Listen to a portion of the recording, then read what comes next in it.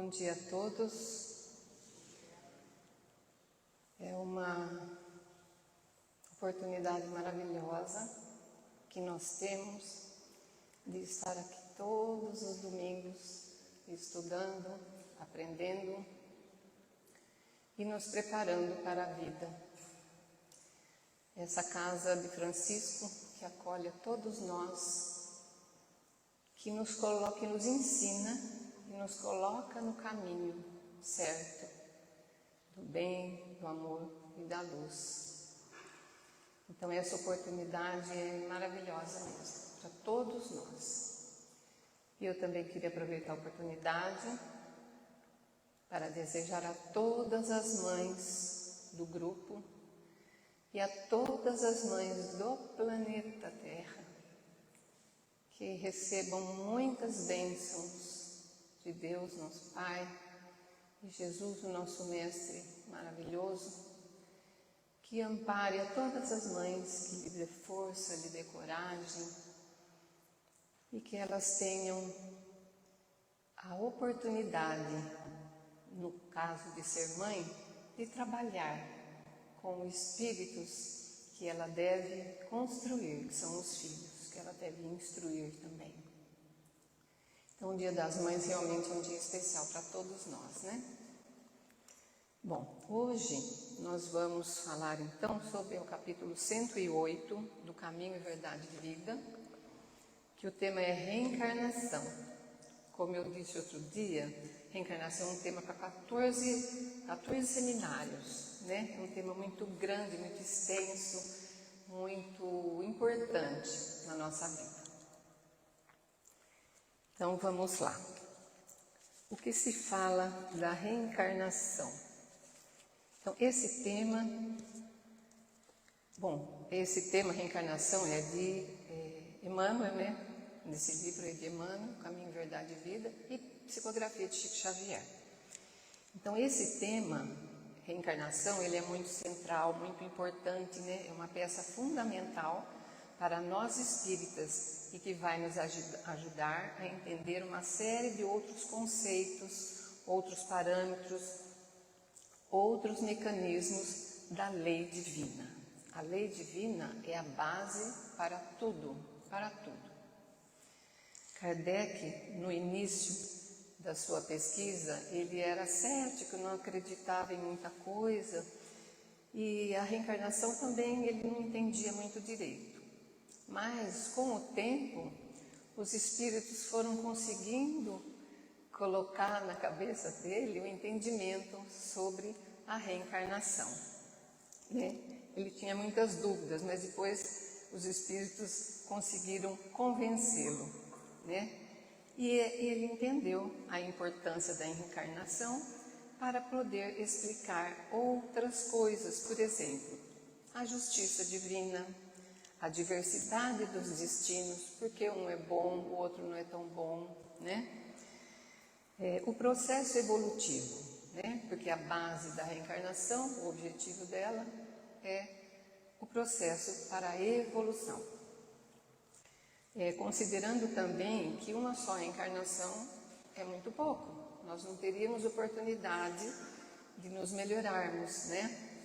Então existem encarnações aí até nós conseguirmos nos tornar melhores, que esse é o objetivo do nosso Pai. E se não fosse a reencarnação, não poderia se resolver o problema dos destinos, que são muito diferentes, né, como já dissemos. A justiça, a perfeição de Deus. Então, reencarnação é realmente uma dádiva divina, que Deus, em sua misericórdia, Ele falou, não, precisamos dar mais oportunidades para todos se recuperarem das dificuldades, evoluírem e seguirem o caminho de Deus, o caminho do bem, do amor e da luz, né? Que é esse o objetivo.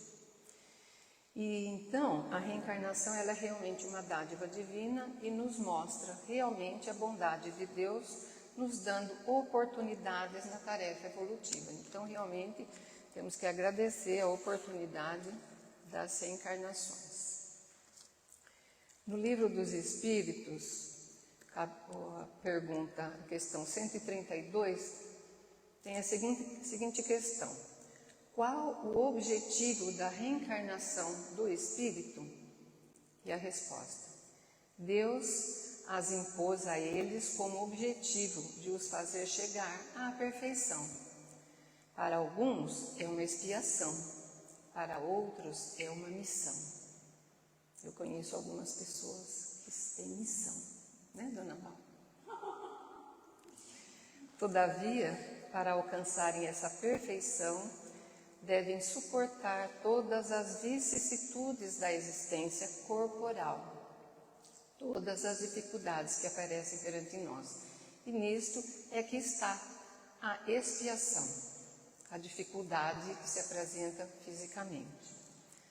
A encarnação também tem outro objetivo, que é o de colocar o espírito em condições de suportar sua parte na obra da criação.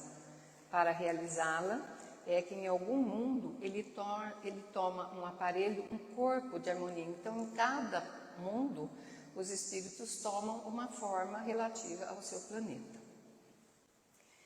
Então, com a matéria essencial desse planeta. Então, desse mundo, para executar aí, então, daquele ponto de vista, as ordens de Deus, de tal sorte que, concorrendo para a obra geral, ele próprio se adianta. Então, em cada possibilidade, os espíritos tomam o corpo que lhes é dado por Deus, dependendo do planeta. Que nem o nosso planeta, é um planeta maravilhoso, divino, um planeta perfeito.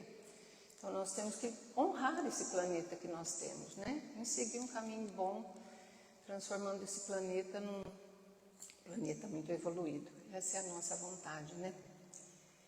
E também tem a questão 133, que eu achei interessante colocar aqui também.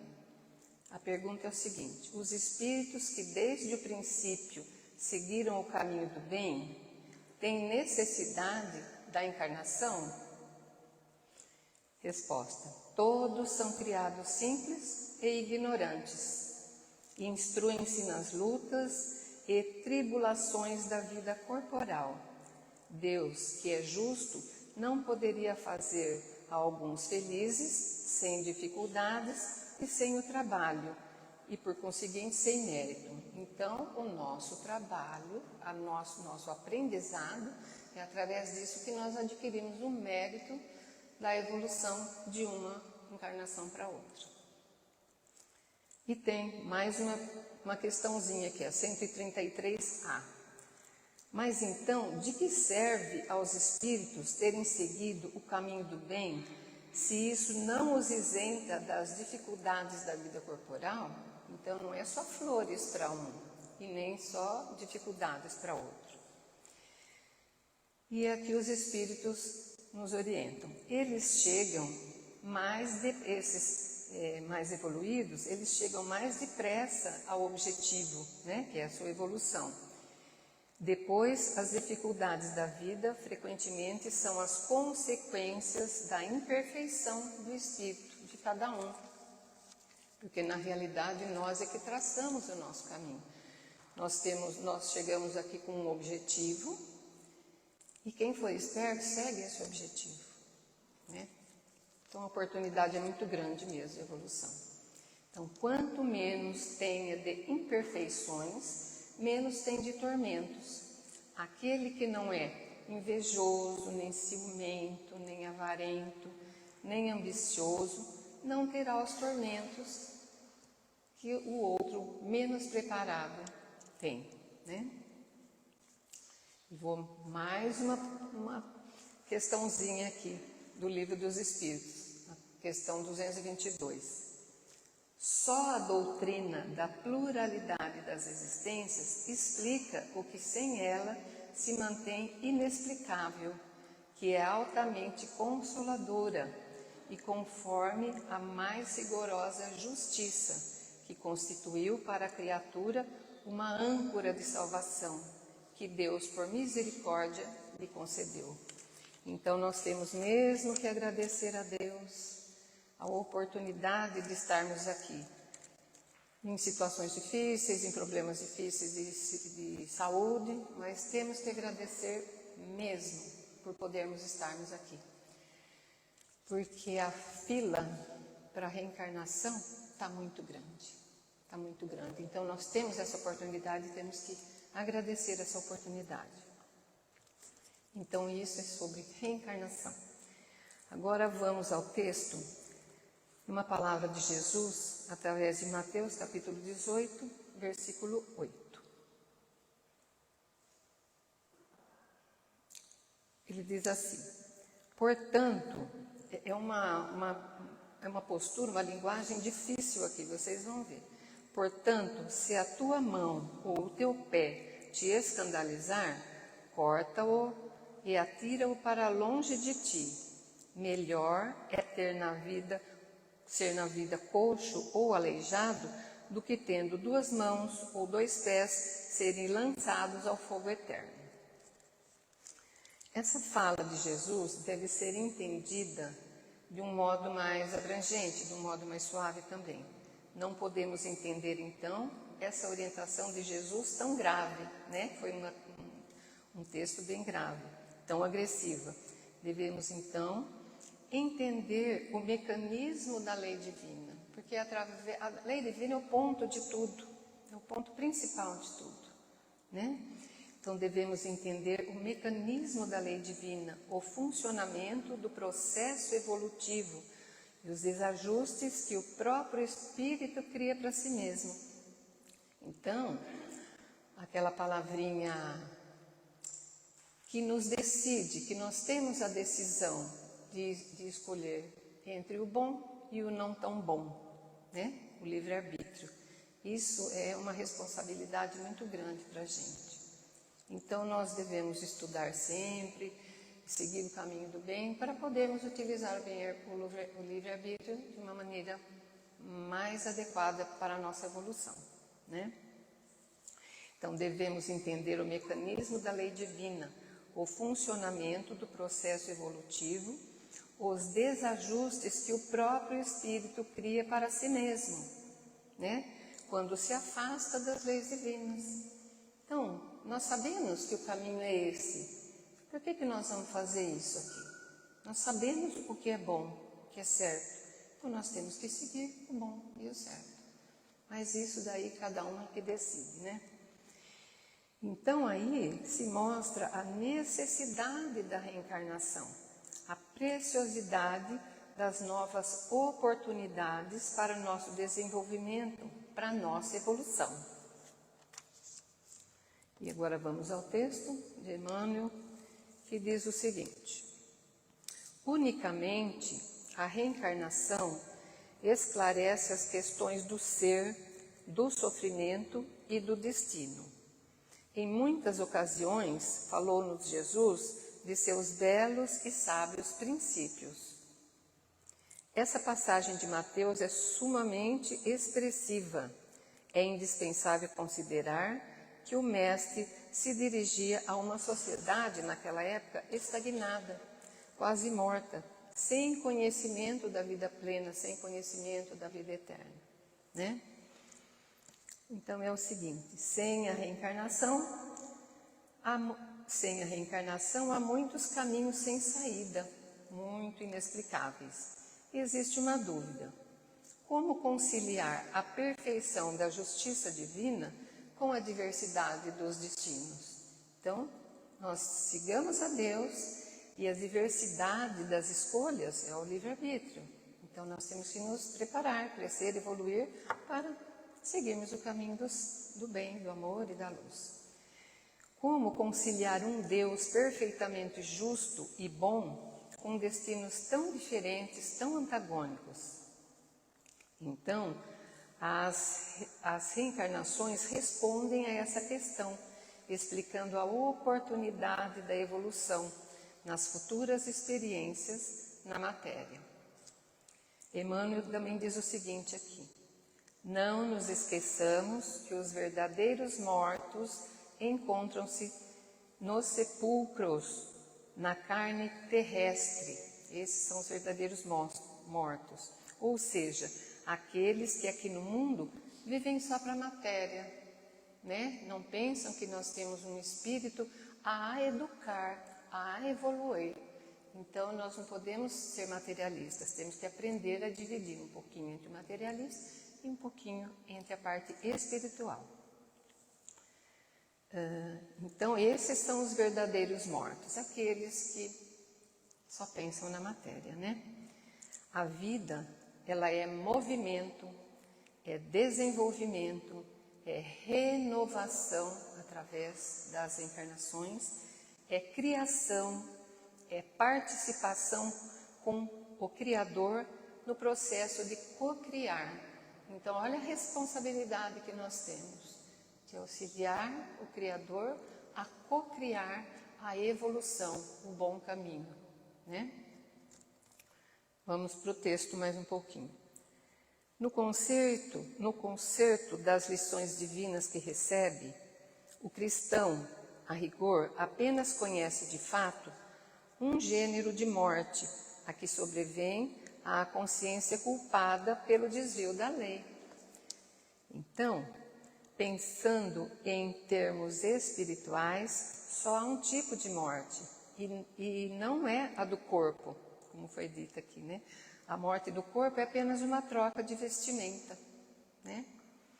Porque o espírito não morre, então nós temos que sempre trabalhar em função da evolução espiritual nossa.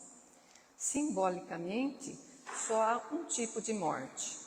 São aqueles que estão afastados da lei divina.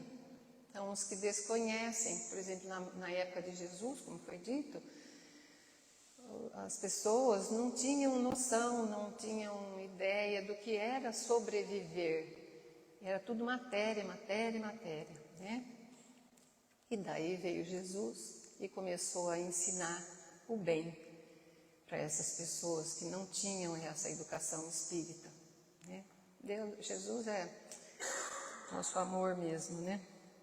Então, são aqueles que estão afastados da lei divina, ou seja, estão adormecidos, não despertos para a vida, para a grandeza das potências que tenham para resolver em si mesmos, para as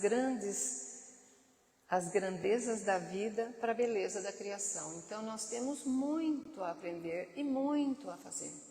E na época de Jesus era muito limitada isso. Ele veio, nos ensinou e nos ensina até hoje, né? Pena que tem alguns ainda que não entendem essa palavra, mas no fim vai dar tudo certo. E Jesus diz: quem crê e vive em mim, jamais morrerá. O que ele quis dizer com isso? Quem seguir as leis divinas estarão salvos, né? Vamos mais ao texto aqui um pouquinho. E os contemporâneos do Cristo, na maioria, eram criaturas sem atividade espiritual edificante, eram materialistas, né? De alma endurecida e de coração paralítico. Era muito complicada a evolução naquela época. A expressão melhor te entrar na vida representa a solução fundamental. Acaso não eram os ouvintes pessoas humanas? Referia-se, porém, o Senhor à existência contínua, a nossa vida eterna, né? A vida de sempre, dentro da qual todo espírito despertará para a sua gloriosa destinação de eternidade. Então, muitos dos contemporâneos de Jesus eram mortos mesmo em sentido espiritual. E hoje em dia, infelizmente, muitos ainda são. Mas só que hoje em dia nós temos a oportunidade da evolução, nós temos a oportunidade de nos melhorarmos espiritualmente. Basta seguir, segue o Evangelho, né? Obedece às leis divinas, segue a Deus. E se a gente estiver nesse caminho, realmente a gente vai melhorar. Nessa, na próxima, quantas precisar. Mas se seguirmos esse caminho, nós vamos melhorar. É uma bênção mesmo a reencarnação, né? Então, né, os que não têm essa informação estão apenas voltados para o cultivo efêmero de situações materiais, né? De situações sem raiz, transitórias também. O que vem nos acordar, então, são os processos dolorosos. Então, são aqueles que aprendem só pela dor. Tem os que aprendem pelo amor e os que aprendem pela dor, né? Então, as oportunidades realmente são muitas. Então, por isso que nós temos que estudar, né, dona Val? Estudar muito para aprender, para seguir o caminho certo, direitinho. Então, e esses processos dolorosos são decorrências naturais dos nossos desvios perante a lei divina. Então, esses desvios nós escolhemos, nós podemos escolher o bem ou o não tão bom. Então, vamos aproveitar a oportunidade. Então, também há aquele que vai despertando devagar. Demora aí quantas encarnações precisar, não tem problema nenhum. Quanto mais aprender, melhor será, né? Até solicitam, existem aqueles que até solicitam também experiências difíceis lá na espiritualidade, antes do retorno, que vão ajudá-lo a evoluir, a entrar mais depressa na vida gloriosa, né? Então, tem aqueles que pedem, antes da reencarnação, olha, essa reencarnação eu vou ser dessa maneira, eu vou ser muito pobre, eu vou ter problema de saúde, problema mental, para eu ir melhorando, ir evoluindo para poder crescer espiritualmente e na próxima encarnação você continuar evoluindo, subindo, né, no prêmio da reencarnação. Vamos ao texto. Na elevada simbologia de suas palavras, apresenta-nos Jesus o motivo determinante dos renascimentos dolorosos, em que observamos aleijados, cegos e paralíticos de berço, que pedem semelhantes provas, né, como foi dito, como períodos de refazimento e regeneração indispensável à felicidade por vindoura. Então, como foi dito acima aqui, onde estaria a justiça divina se há aqueles que por algum motivo Deus os privasse das possibilidades de ouvir, de ter corpo perfeito, ser saudável, etc., ao passo que outros teriam uma vida abundante, sem dificuldades. Essas situações difíceis são processos solicitados pelos que vão reencarnar, né? Que auxiliam a avançar mais na construção da própria vida. São períodos difíceis, transitórios, de preparação para a próxima encarnação, onde estariam mais evoluídos. E no final, tudo se encaixa no processo evolutivo. Temos que perseverar sempre. Essa palavra é muito importante, a perseverança. Quanto à imagem de fogo eterno, que foi dito aqui, inserta nas letras evangélicas, é recurso muito adequado à lição, porque enquanto não se dispuser a criatura a viver com Cristo, será impelida de fazê-lo através de mil defeitos, através de meios diferentes. Se a rebeldia perdurar por infinidade de séculos, os processos purificadores permanecerão igualmente como o fogo do inferno, que existirá na terra, enquanto seu concurso perdurar no tempo, como utilidade indispensável à vida física. Então, nós temos mesmo que evoluir espiritualmente. Na realidade, não existe fogo eterno que dure eternamente, eterna a vida toda. Esse espírito que está nesta fase não percebe nem a passagem do tempo. Ele ainda está envolto nas sombras de si mesmo, né? Nos remorsos dos seus problemas, na culpa, na incompreensão da lei divina. Então, como já foi dito, cada um escolhe o seu caminho. Então, a gente tem que saber escolher, né? Há uma expressão, que acho que foi Vinícius de Moraes, que tem essa expressão. Eterno, que seja eterno enquanto dure. Então, que seja eterno para nós, as bem-aventuranças, o bom caminho, o nosso aprendizado, né? O nosso encaminhamento para a nossa evolução. Quando esse espírito começa a se renovar, a arrepender-se da culpa, a ser mais humilde, a evoluir, a plantar boas sementes, o fogo vai se desfazendo, porque o fogo eterno são as más realizações. Então, se ele melhorar espiritualmente, esse fogo eterno vai diminuindo até acabar, se possível, vai se desfazendo. Então, ele volta a encarnar para trabalhar mais alguma situaçãozinha pendente que ficou aí para resolver, né? Para seguir no processo de reparação, de evolução, até conseguirem quitar as mazelas todas, até o dia que estará perante a própria consciência, porque a consciência nossa aqui é o nosso equilíbrio, né? E esse fogo, então, não mais existirá. A criatura deverá se harmonizar com a lei divina para que não haja mais combustível. E o que é esse combustível? É o orgulho, a rebeldia, o ódio, a vingança. Então tem que esquecer desse combustível. E sem esse combustível, então, a criatura estará melhorada com a humildade, a oração, e estará mais desperta para a sua melhoria. E a síntese do que nós falamos aqui até agora, eu achei muito bacana essa palavra que vai ter agora. Então, a síntese do que falamos está registrada na frase que os amigos de Kardec inscreveram na parede superior do seu túmulo, o histórico dolmen. Dolmen é aqueles sepulcros construídos de pedra, né? Então, olha o que eles escreveram no sepulcro do Kardec. Nascer, morrer, renascer ainda e progredir sempre, tal é a lei. Resumiu tudo que nós falamos, resumiu essa frase aqui. Muito linda, né?